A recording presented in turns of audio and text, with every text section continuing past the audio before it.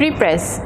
Sebelum proses pencetakan dijalankan, semua projek atau kerja-kerja diterima daripada pelanggan akan melalui proses prepress atau pracetak terlebih dahulu. Apakah yang dimaksudkan dengan proses prepress atau pracetak? Prepress atau pracetak merupakan aktiviti yang dilakukan sebelum kerja-kerja pencetakan dijalankan. Dalam erti lain, proses pencetakan bermula daripada persiapan bahagian cetak, teks, imej asal dan grafik sehingga ke proses pembuatan sebelum siap untuk dicetak. Pracetak bermula dengan input data hingga ke final artwork yang kemudian diteruskan dengan pembuatan plate cetak. Pembuatan plate dapat dilakukan secara konvensional atau digital menggunakan komputer to plate atau CTP. Hasil akhir dari pracetak adalah plate yang akan digunakan untuk proses pencetakan. Terdapat beberapa aturan yang harus diikuti bagi mendapatkan hasil cetak yang konsisten, iaitu hampir 100% serupa dengan apa yang terpapar di skrin komputer. Namun, risiko kesilapan boleh berlaku pada proses pencetakan sekiranya kerja-kerja di bahagian prepress tidak dilakukan dengan sebetulnya. Antara masalah yang boleh timbul adalah: pertama, missing font.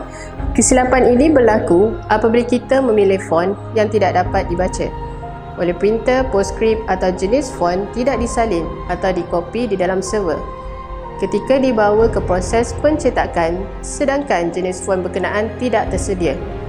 Justru, artwork tersebut hendaklah dibuat salinan terlebih dahulu sebelum diserahkan ke bahagian pencetakan. Sebelum memindahkan artwork ke proses prepress, save atau simpan terlebih dahulu format teks asli secara berasingan di dalam server. Kedua, wrong file format.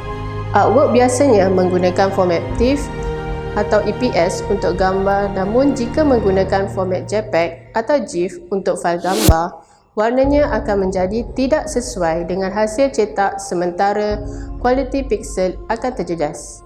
Justru, elakkan daripada menggunakan format gambar JPEG atau GIF.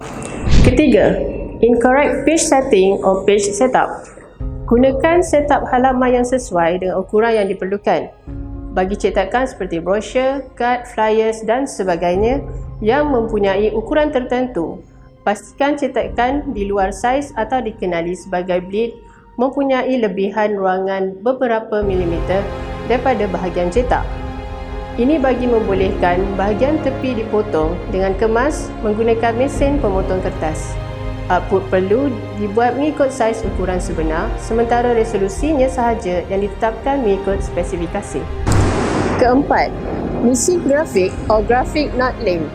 Ketika proses penghantaran fail dalam format freehand, PageMaker atau QuarkXPress, fail gambar perlu dikopi atau disalin ke dalam server akan digunakan di bahagian pencetakan.